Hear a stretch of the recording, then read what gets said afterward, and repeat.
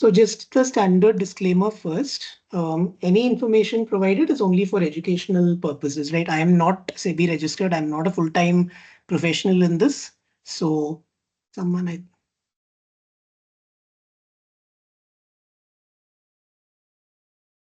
So whatever we discuss here is just for educational purposes only. That's something we have to keep in mind. Now, the next thing before we start the course. So majority of the audience. So if we remember, there was one questionnaire, a little small questionnaire. We had filled a couple of questions. And then based on the responses and based on the points, approximately 20 people had filled it. Based on the responses and based on the responses, majority of the audience is actually full of beginners. We are all rather new. Some of us are very, very experienced. That is very clear. But since a majority of us are all new, so at least based on the response that was filled, I think we'll have to keep our course a little simplified. Right. That is what I have been thinking. But in time, if we find that that the more serious people are joining, and then if that is the case, we'll structure it accordingly. So here I have made a list. Yeah. So I have made a list of topics, and that's largely the scope of what I had in mind. But I think based on the audience responses, at least what the new objective that I have in mind is maybe in 6 to 8 months' time, even the absolute newcomer who is completely new to a stock should have an ability to at least make some sort of investments on their own based on whatever we discuss. And when I say investments, I mean profitable, sensible investments. So we'll focus on the basics in both fundamentals and technicals, and then we'll directly go to a few strategies in terms of at least how I do it, and maybe other senior people who have been investing for a long time, they can share their approach as well. And then after that, maybe once, I mean, if there is time, we can focus on all the other topics that I had shared on my list of on my list of topics, right? So I think with this we'll get started. So I think Harish, one yeah, question. So sure. you're recording it. Will you be sharing the recordings just in case we want to go through it at a later point in time? That is the Would you? purpose of it. That is the purpose of the Okay. recording. Okay. Thanks. Thank you. Yeah, sure.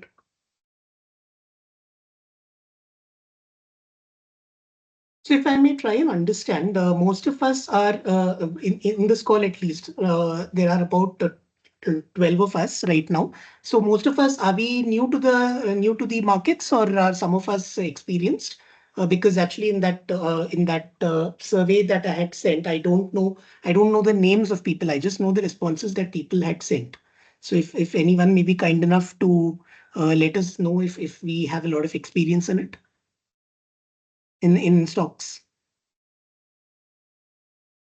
Uh, so Harish, I have been investing. I Okay. won't call myself. This is Ramesh. I Yeah. have been investing. I won't call myself an expert. So basically, I actually look at the top gainers, top losers, and do my investments. Okay. Okay, and yeah, so I have done some amount of investing in the stock market. Sure. Sure. Thank you so much. So thanks all. I think rest of us are beginners. So just to clarify, I am also no expert of my own. I have just been doing this part-time along with my job, and it's been some 6, 7 years now. So I have learned a lot, of course, during this period. But the more I learn, the more I understand there is so much more to learn for me. So I would consider myself to be in a position where I'm able to generate some good investments with the limited amount of knowledge that I have. And we'll talk about that also. So that's called circle of competence. We'll talk about that sometime in the future. But with that, I think today's class is just the basics. Being the basics, thankfully we had ChatGPT and I was able to generate some notes. In future sessions, of course, we may not have any notes. I'll be talking from my experience. But as far as this discussion is concerned, these notes will be shared after the session. And then I also have TradingView here with me. And we will discuss TradingView shortly, maybe in the next class, because I typically use TradingView to review and view stocks. Okay. So we just start with the basics. So the first thing is, what is the stock market and why are these stock prices going up, going down? That's the first thing that we need to understand. So let's forget the stock market for a second and let's just take a step back. Uh, so let's just say, for example, that maybe there's some little restaurant or hotel near our house, or maybe some Srinidhi or whatever other hotels we have.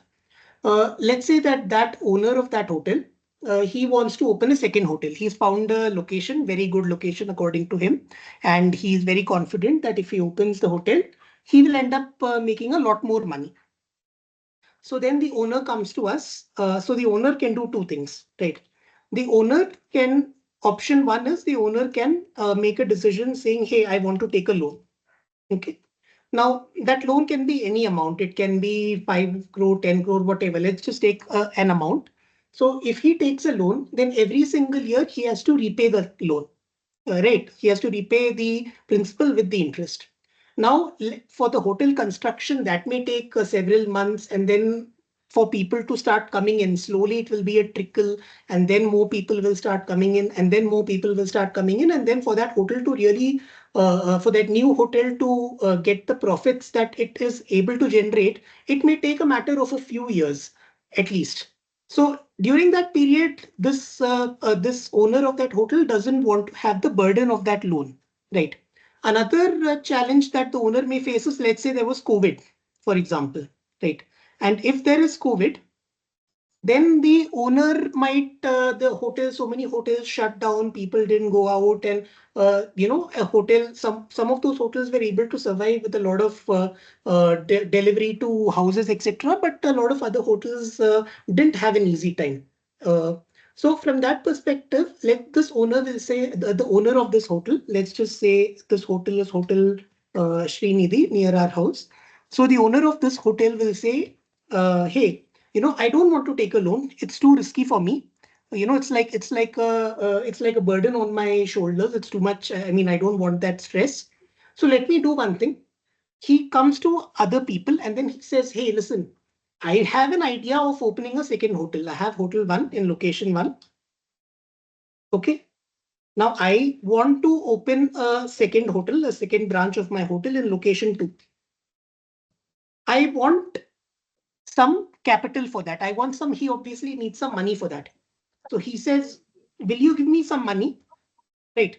And in return for your money, I will give you ownership stake. Ownership stake means you will also become a part owner of this hotel. So let's say, for example, he says, I will continue to own 70% of the hotel, but I will give you 30% of ownership stake. Okay. And then let's say you invest an amount, let's just call it X, any number, right? It's X. Now he opens hotel 2, and then let's say today the profits are a certain amount. But after he opens that hotel 2, and then let's say in 3-4 years that hotel is doing flourishing business, it's very successful. So the profits that this Srinidhi is making with both these hotels is much greater. So is much greater than whatever he's making today. So because the profitability of that hotel is much higher, the value of the overall Srinidhi hotels, right? The value of that ownership will also be higher. So if today, if we can buy entire Srinidhi hotels for say 20 crore, just as an example, right? Today we can buy it for 20 crore. Then 3 years later, when the second hotel is also functioning, right? The total value of Srinidhi may become, let's just say 50 crore, for example, right? Now, today you have invested 30%. We have said we'll take 30% stake. So today we have 6 crore investment, right? But 3 years later, that same 6 crore will become 30% of 50 crore, that is 15 crore. So the person who has made, let's just say our investment today. So the person who has made some amount of investment of X today has gained a significant profit over a period of time. That is the example. It's a very basic example that I'm giving before we actually go into the concept of what the stock market is. Right. So from this example, what we understand is that there are two benefits. One is to the owner of the hotel, and one is to us, the investor. Okay. So companies typically need funds for expansion, and we'll be talking about IPO, etc. later. That is what it's called, an initial public offering. But companies need funds for expansion, and then companies want to raise capital without having the burden of a loan. I think someone just came. Without having the burden of a loan, without having the burden of a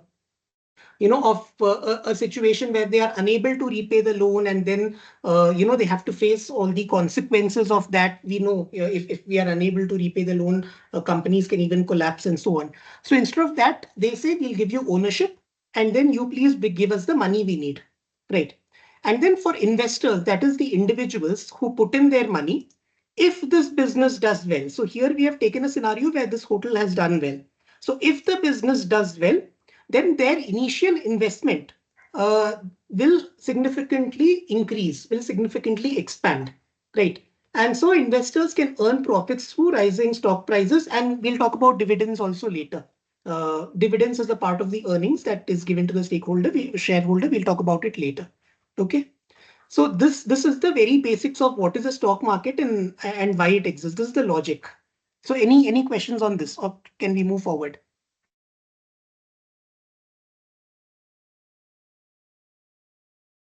Okay, great. I think we are okay. So we'll move forward.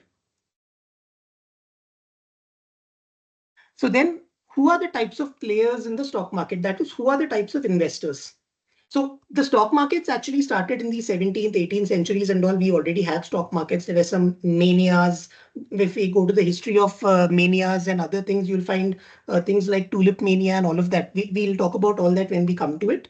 But with time, the system evolved, and today we have these large stock markets in India. We have NSE, BSE, and so on. So now we will now talk about the situation as it stands today. So who are the players who are the people who invest in the stock market, right? So there are multiple types of stakeholders who come into the stock market. The first is investors. So investors are people like you, me, etc., and we are small investors. So they are people who will basically buy and sell shares in order to earn returns, typically, right? Now there are different types of investors. The first set of investors are the institutional investors. Institutional investors are typically large investors. So let's go to screener. Right.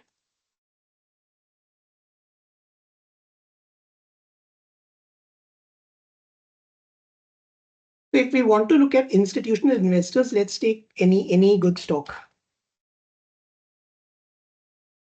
We come here down, and then we'll see we have foreign institutional investors, FIIs, domestic institutional investors. So for example, we have Life Insurance Corporation of India, we have SBI Mutual Fund, right?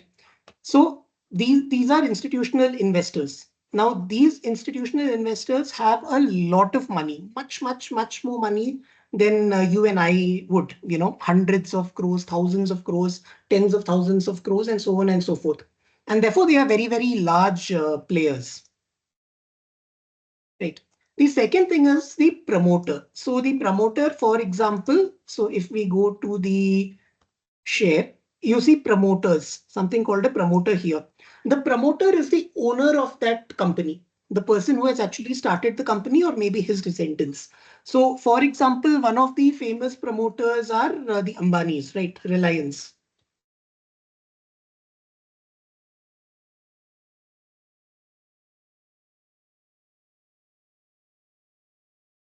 So they don't directly, they seem to have own it through their holdings and other things. But those rich industrial families, the Tatas, the Ambanis, they are typically the promoters. And then there are retail investors. So retail investors are small players like you, me, etc., we may be having our own small source of income, like we are doing a job or someone is doing some other means, some small business or something like that. So in terms of volume and in terms of size, we are much, much smaller than these large investors. So if we look at this, let's take, let's just take an example. So if we typically see here, we'll find that promoters own some 52% of the company, right? FIIs, DIIs, everyone owns some 15%, some 12%, etc. And the public, that is small players like us, right, typically own a very small share, maybe 15%, 20%, 25%, 30%. Typically, it's a small number compared to what all these bigger players own. Okay. Then the next thing is brokers. So these are the investors. Any questions on the investors, or can we move forward?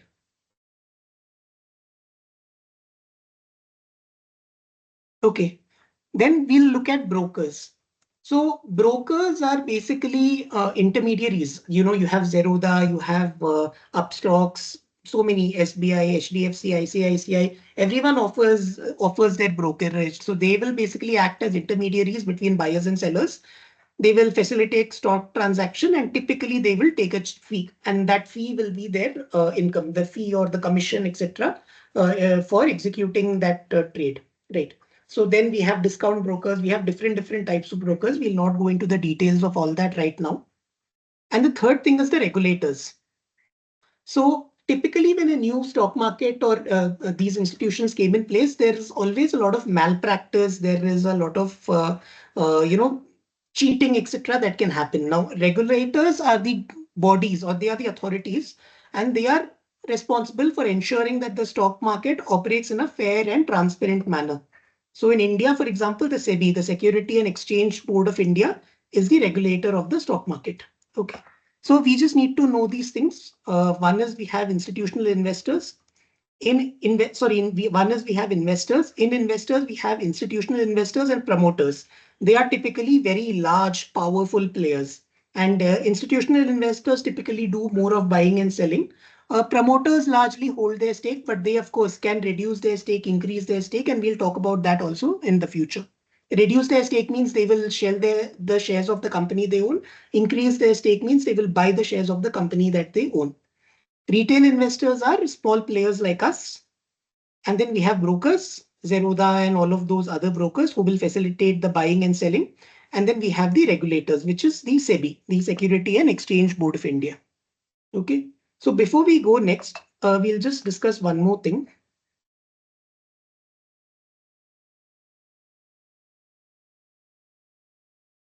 Okay. So we were discussing a hotel, right? And we said, okay, today the 70% of this hotel is something that the owner owns, and he has given us 30%. Now the hotel today owns some 20, the hotel today is worth 20 crores in 3 years because they are making a lot of money, they are getting a lot of business. Let's say the hotel is worth 50 crores. And let's say as time goes on, they keep adding more and more and more and more hotels, right? And as they keep adding more and more hotels and their profits keep increasing, the value of the business also keeps increasing.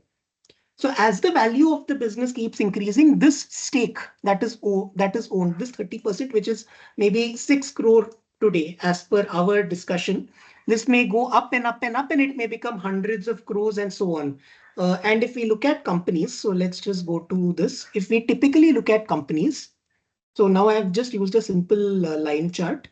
So this is, for example, Asian Paints, right? And let's take a longer period duration. And then if we see this over several years, the stock has steadily been going up, up, up, up, up. If we even go into the past, right? It's been going up, up, up, up, up. Here there was a big recession, but that's typically how Asian Paints has been functioning. If we take, let's say, for example, Titan, another company, right? That Titan has also been doing, if we look at its performance over the years, it's been going up, up, up. So this Titan is Rakesh Jhunjhunwala ji's biggest investment, I would say, very, very successful. And then we look at, for example, let's take another stock, Pidilite. All of us would have heard of, I think someone just came. Yeah. So all of us would have heard of Pidilite. So even Pidilite over several years has been going higher and higher and higher, right? More or less. So as the business expands, if we invest in a good company, the value of that initial investment keeps multiplying, multiplying, multiplying over time. And that is the reason why you find people who have made hundreds of crores and thousands of crores in the stock market, famous investors. And we'll be touching on that also. Okay. Okay, we'll now go to SEBI. So the SEBI, so we are now focused primarily on the Indian stock market. So the SEBI, the Security Exchange and Exchange Board of India, is the regulatory authority. We have already discussed what a regulatory authority is. So what is the role of SEBI? The role of SEBI is to, one is it is to protect the interest of investors. So it will prevent fraud. There are rules such as insider trading. So insider trading, we will talk about frauds and manipulations later, but this is a type of manipulative practice and there are other manipulative practices. And SEBI basically tries to protect the investors. Then they basically bring rules and regulations in order to ensure that the market is functioning properly. The stock markets are functioning properly. And because of these two things, once there is a good stable stock market, more people will get confidence. If let's say there are cheats, there are people who cheat others and then they run away with the money, then no one is going to invest in the stock market. But because we have a clean, good system, then more people get confidence, more people will invest in the stock market. And because more people are willing to invest, more money will come to companies that want to grow. And as a whole, the financial markets also will prosper. So that is at an overall level, the role of SEBI. So they have the right, they will set rules, they have the right to investigate misconduct, etc. Right. So it's the regulator and the most powerful organization. So if we read about we can look up news articles of SEBI, etc., and then we'll see what they have done. Right, and we'll get a better idea of, say, SEBI does this, SEBI has done that, and so on and so forth, and we'll get a better idea of some of the things that SEBI does.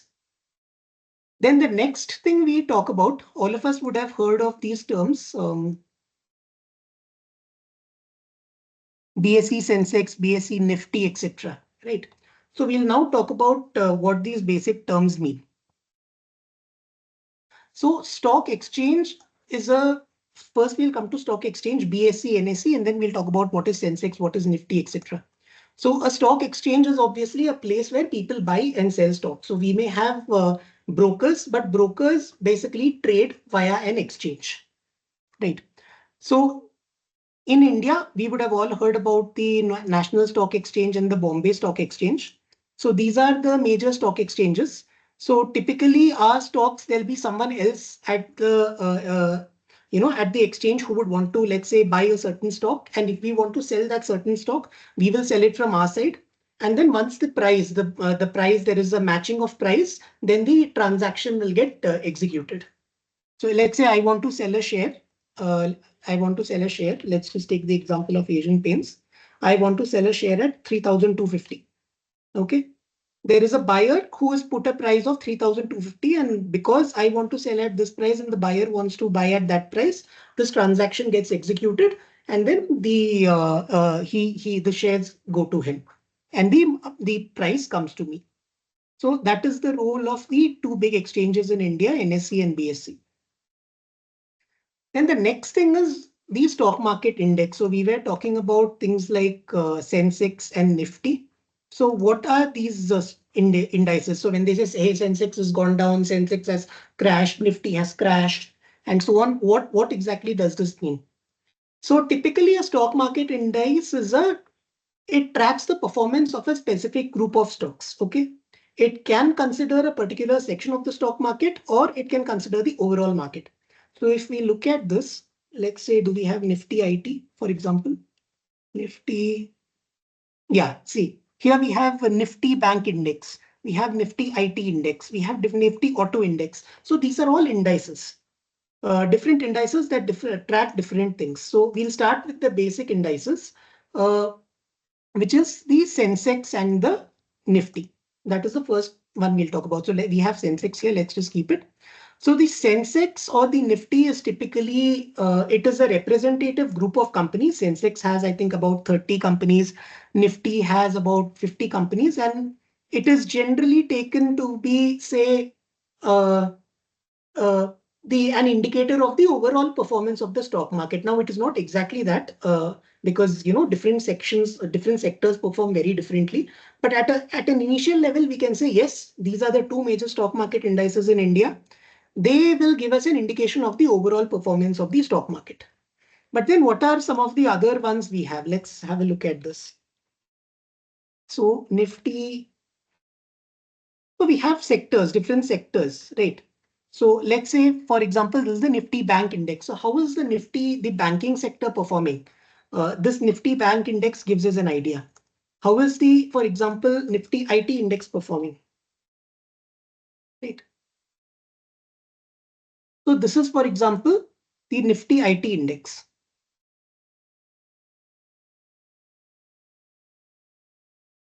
So now we can, for example, compare how is the Nifty Bank Index performing versus the Nifty IT Index. And now you can see over this period, you see the red is the Nifty Bank Index, the blue is the Nifty IT Index, and you can deduce and conclude, okay, from such and such a date. So let's just take a simple example. Let's take the last 1 year, for example.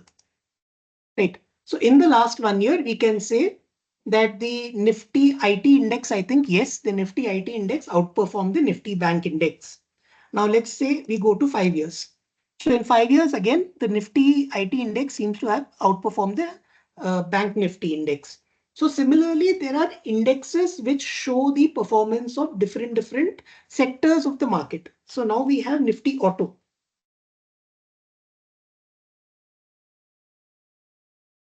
Okay. So now here we have Nifty Auto Index, which seems to have performed much better than both IT and Bank Nifty. So based on different sectors like this, we have Nifty Auto, we have Nifty Metal, we have so many things, right? Nifty Metal Index, Pharma Index, then small cap. We'll talk about small cap, mid cap, large cap, and all that. But that's what an index means. It tracks a specific group of companies.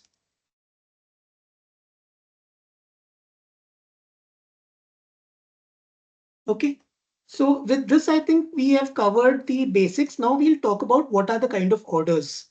And I'm just covering the kind of orders that we will primarily be using in this course and discussion. So you have a lot of things like stop loss and other things. We are not going to get to that. Uh, so the first thing is market order. So let's say you've gone into the stock market tomorrow and you see the price of Asian Paints. Let's say it is 3253, for example. And you say, I want 50 shares of Asian Paints without any, without any restriction on price. So at that time, from 3253, let's say after you place your orders, it goes to 3254. Right. So whatever the market price, your order will get executed, and then you will be able to purchase the Asian Paints at that price that the market has at that given moment. So maybe if this goes up to 3254, 3255, whatever, if you have a market order, it will not look at your look at the money. It will just say, okay, the market price is this, just buy these shares. That's it. If it goes down, let's say it goes down to 3251, then even then it will buy. So irrespective of whether your stock goes up or your stock goes down, the trade will be executed. Right. The next type of order is a limit order. So a limit order means we'll just understand it in the context of a purchase. So you say that Asian Paints, I want to buy it only at 3250. If it goes above that, I don't care. I don't want to buy it. Right. Or let's take a realistic price. Maybe I'm just giving an example, but let's look at the charts and take an actual price. So we will look at the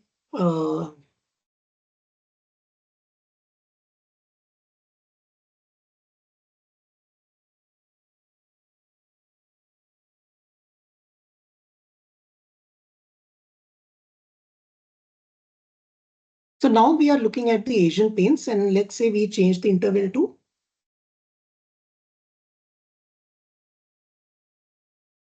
So in every 3 minutes, you can see that, okay, this is showing the price every 3 minutes. And you see at some point of time here at this point, let me draw this line.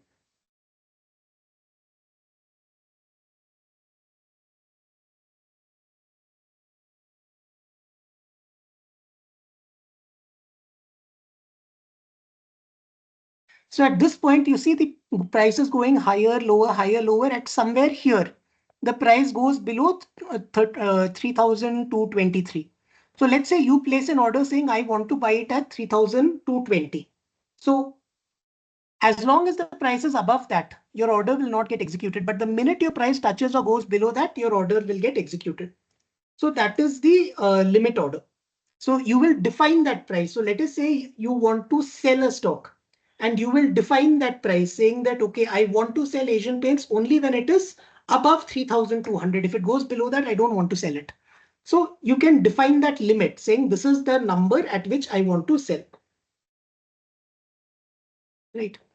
Then we have something called based on time period. So we can define the time periods of the orders that we execute. The first is good till cancelled. So good till cancelled means the order remains active until the investor cancels it or the order is executed. So let's say I look at the daily price of Asian Paints. Let's just look at that. Right. And then we put an order saying I want to purchase it at 2,700.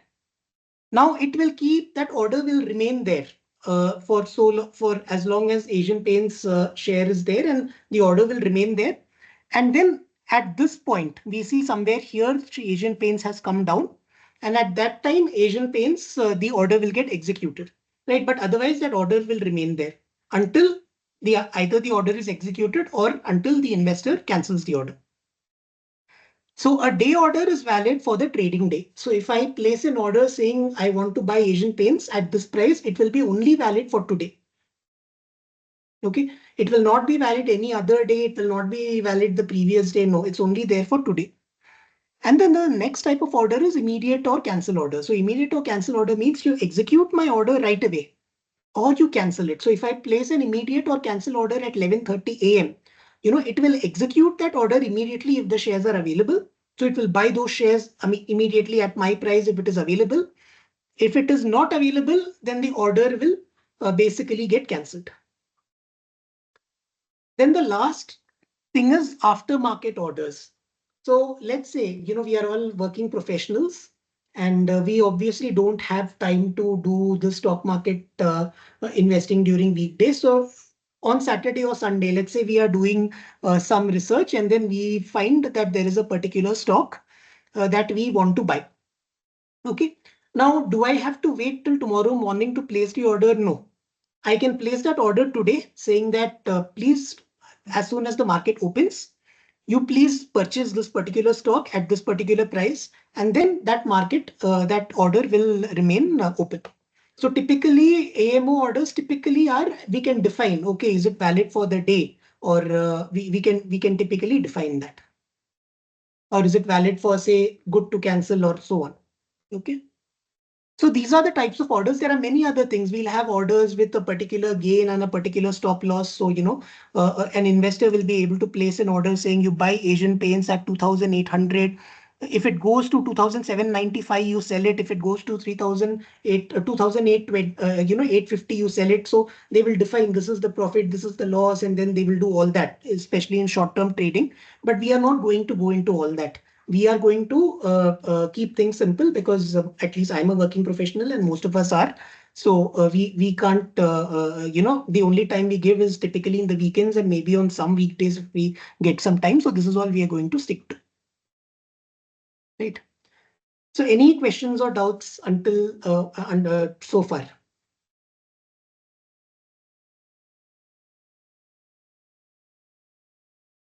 Okay, so let's continue. So the next thing that we need to know is what is short selling. So first of all, we will not be doing all of this, right? When we'll be talking about short selling, options, futures, and other things. I have never done short selling in my life. I will never go near short selling or near options or futures, at least in the foreseeable time period. But still, because we are in the markets, we will see those discussions. We may see some guy on Instagram saying, hey, I did short selling, I did some in futures, I got so much profit, I got so much. On Twitter, we may see someone put some image or something, on options, I got so much money, and so on and so forth. A lot of that happens. So we just need to know what it is. And I will also give you my logical reasons as to why I don't go near that. Okay. So short selling is a trading strategy. Think of it this way. The investor is first borrowing shares and then he sells them. Let's say that there is an exchange. Okay. I will first borrow shares. So let's look at Adani, for example. We had the Hindenburg episode, right? So let's look at Adani and we will go to the weekly chart. Yeah. And then let's come here. Okay. So at this point,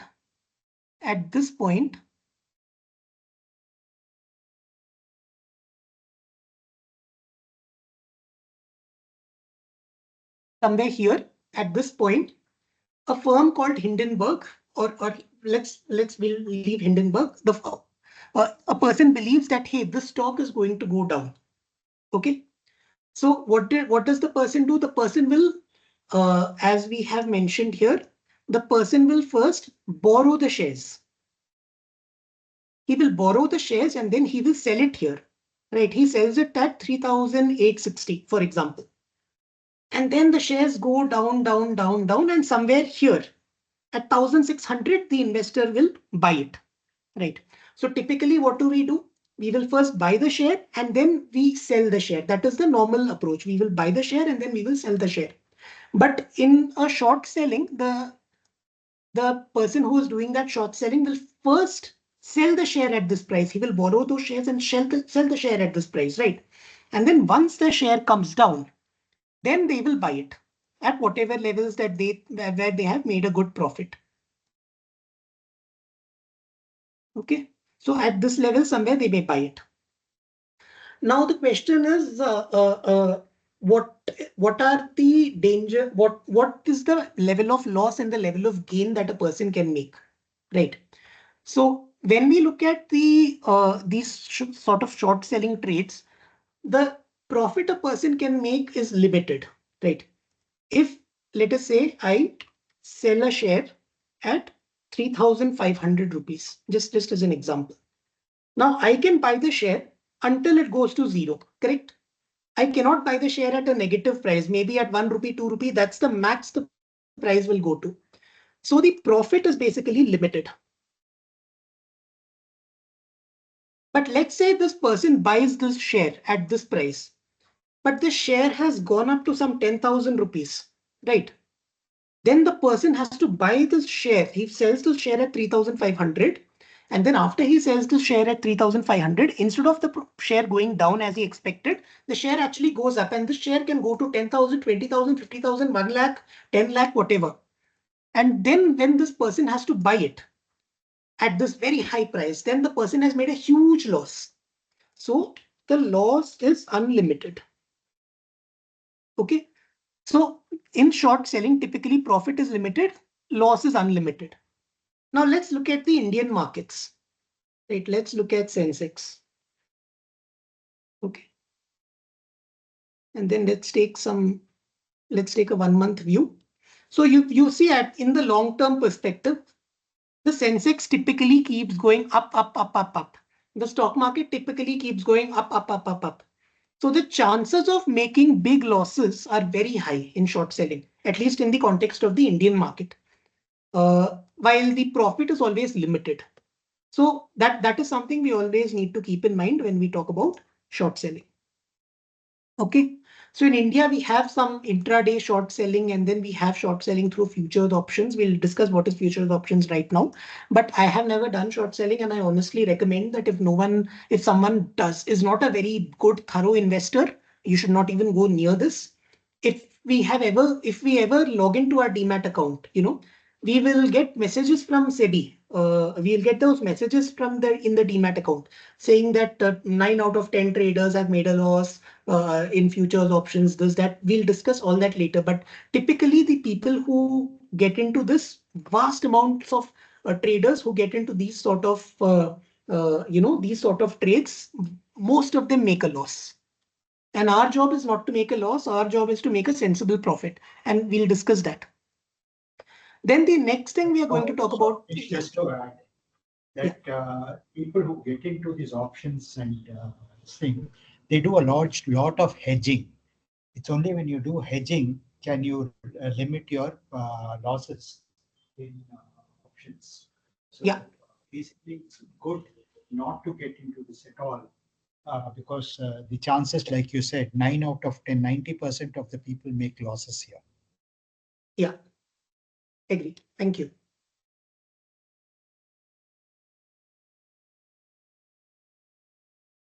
So then the next thing that we'll talk about is what are futures and options, right?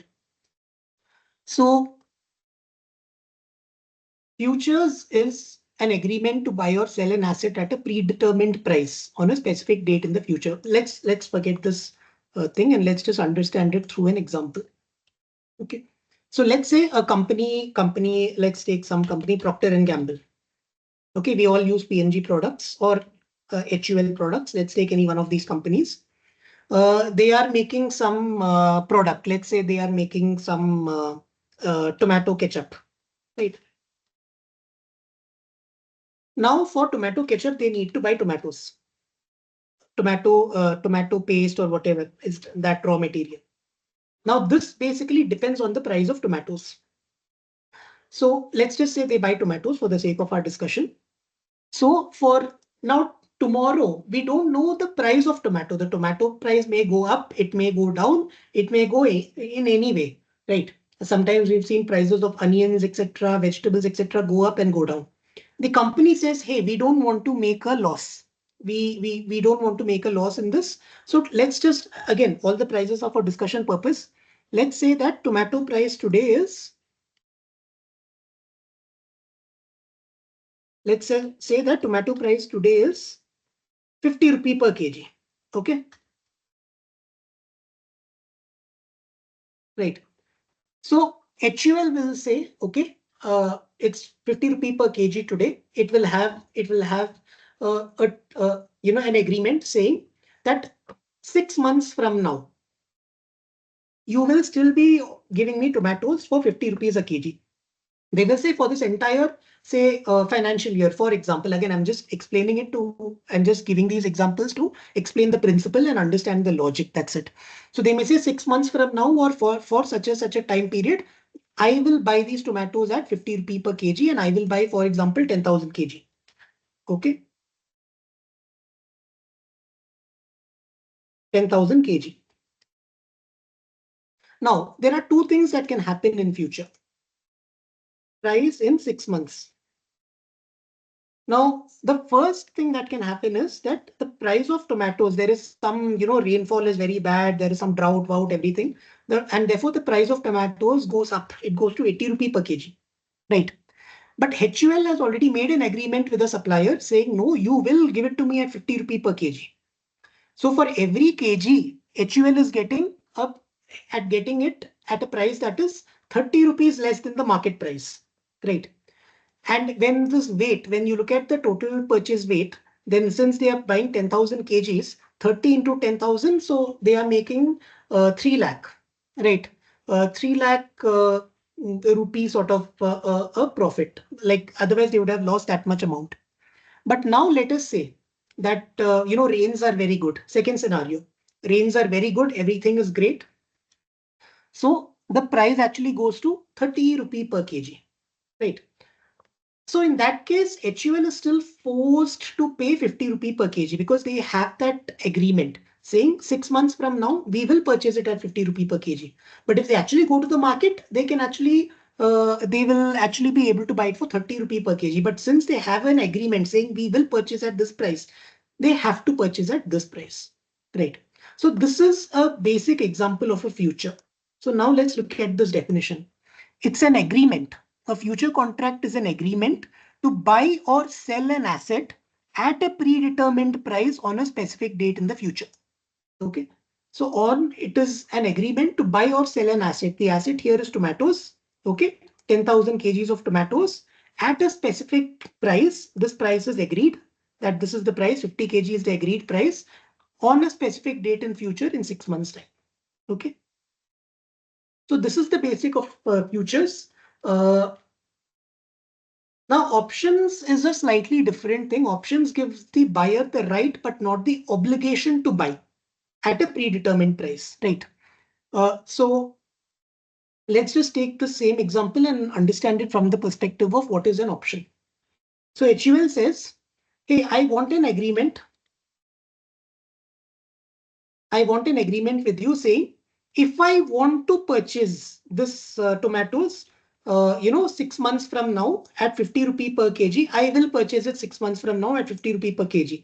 But if I don't want to purchase this, I have the option not to purchase it. Right. So then the seller will ask for some, the person at the other side will ask for some extra fee. He's saying, okay, you have the option, but I have to take a risk. So you please give me, per kg of tomato, you please give me a 10 rupee price. Like, so then that option, that execution of that option itself will cost so much amount. And then there can be two options, right? In 6 months, let's say the price is rupees 30 per kg. Then HUL will choose not to exercise that option. So right now, let's say option, the fee, right? The fee that HUL is paying is just example, rupee 10 per kg. Okay. In 6 months time, rupees 10 per kg, and then there is 10,000 kg. So they have lost approximately 1 lakh.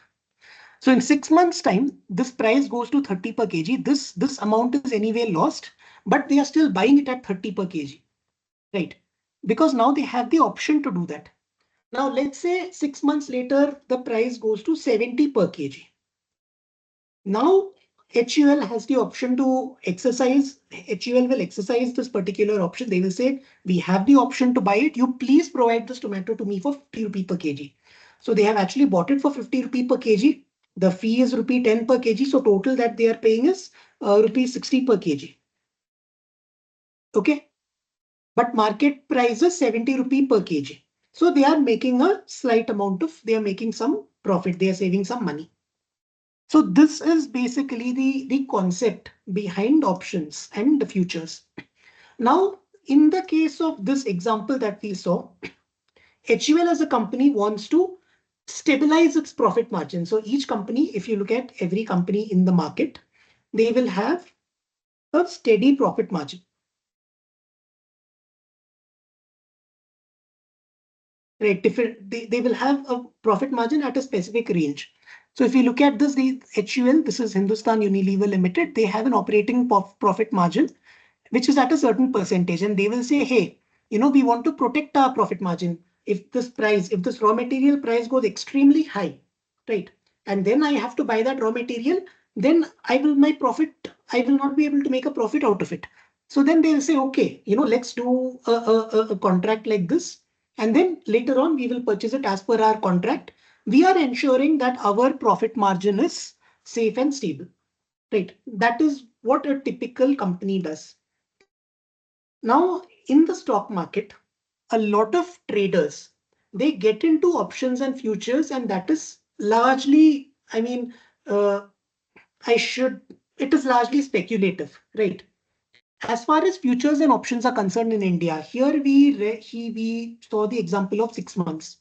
But typically, as far as future and options are concerned, they have three expiration periods. It is typically 1 month, 2 month, or 3 month. We'll just keep it that way. There is some last Thursday and some criteria. We'll forget all that for the sake of simplicity. Let's just say time period for expiry of future and option is 1 month, 2 months, or 3 months. Now, in 1 month, 2 month, or 3 months, we don't know what the price of that stock will be. But there are a lot of people who speculate, who engage in speculative trading. They will just say, okay, based on this technical chart, I think that the price will go up, and then they will put a lot of money in that. And there are so many, like if you go to, online forums and all, you'll find so many examples of so many people who keep losing money. So, and because people kept losing money, SEBI came out with a directive to all the stock market brokers. It told them that when an investor logs in, you should give a pop-up saying 9 out of 10 traders typically make a loss in these kind of derivatives, and then it gives some average losses so much and average fee that they pay is so much and they totally lose so much money on average, and those sort of statistics are given so that people are discouraged from trading in futures and options. And to be honest, I have never traded in this and I don't intend to trade in this. Right. But we should know what this is because we will find. So if we go to, let's say, Twitter, we'll find some guy who says, hey, I made 25 lakh profit in just this 1 month. And you'll think, how did this guy make so much profit? And that is because when we use options and futures and all, there is leverage. So let's say, right, normally under normal circumstances, I want to buy a share of HUL. What is the price? Let's just look at the price. Okay, so I have to pay 2,839 rupees. Okay. If I have, say, 500 rupees, I cannot buy a share of HUL. Now, let's say I have 3 lakhs. I can buy approximately 100 shares of HUL. But in options and futures, what they do is they do a leveraging. Now, I don't know the exact amount of leveraging that the market does because I have never gone into it and I don't intend to go into it. But let's say I have 500 rupees. Okay. My amount is 500 rupees. Now, I'm just giving an example. You please understand the logic. Right. Now, my broker tells me, okay, with this amount of 500 rupees, you can actually own one HUL share. Okay. Now, in 1 month later, and this is the concept of how it happens. So let's say I'm doing a future for 1 month trade of HUL, and I have bought the HUL share, one share at 500 rupees. Okay. I have invested 500 rupees. I bought one share.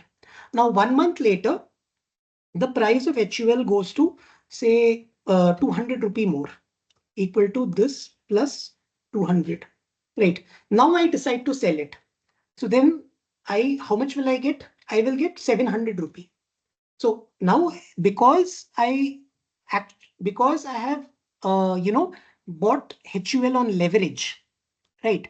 Leverage means it's like a loan. Like if I have so much, I can still own that. Rest is like a loan given to me, the rest of the amount, right? Because I don't own 2,800. I don't have this 2,800 rupee. I only have 500. So the remaining amount is a loan. So then when I sell it, I will make 70 rupee. So I will make a 40% profit in 1 month. Okay. Now tomorrow, let's say scenario one, best case, say profit scenario. Now let's look at the other scenario, which is the loss making scenario. So let's say this HUL price goes to this minus 200, right? So then, and now I'm forced to sell it. The time period is over, and then the contract I have to execute it. I'm forced to sell it at this amount. So then my initial amount, which is 500 rupee, I will lose 200. Here there's a gain of 200. Here there's a loss of 200, right? And my amount will come to 300 rupees. So basically, any trader with a small amount, they can either make with a small amount, as in you need a few lakhs. I don't know the exact number because I've never gone into this, but I know the logic. And I said this is not for me. So if with a few lakhs, the person can make within a few months, they can make significant profits. But with that few lakhs, within a few months, they can, make huge losses. So this has come to 300. Let us say that person makes one more trade and they again lose money in that trade. This will come to 100 gone. From 500 rupees, they have gone to 100 rupees within a few months. So that is the concept of future and options, right? And typically, because we have 1 month, 2 month, 3 month time periods, we can never predict what will happen with accuracy in these cases. And there is leverage also that we saw here. So it's an extremely dangerous thing. Most people who get into this, 9 out of 10, that is what the SEBI notice will say when you go into your you when you go into your demat account, there'll be a pop-up where it will say a message will be there saying 9 out of 10 traders lose money, and you will find no shortage of people who have lost huge amounts of money. So I think we are almost at 7 o'clock. So with this, I mean, if we start the next topic, that will take another 20-30 minutes. So maybe we will end it here. What I will do is I will share these notes. You can just read these notes offline, and then we'll continue in the next discussion. So any questions or anything else that we have to, any questions or doubts or any points you want to make?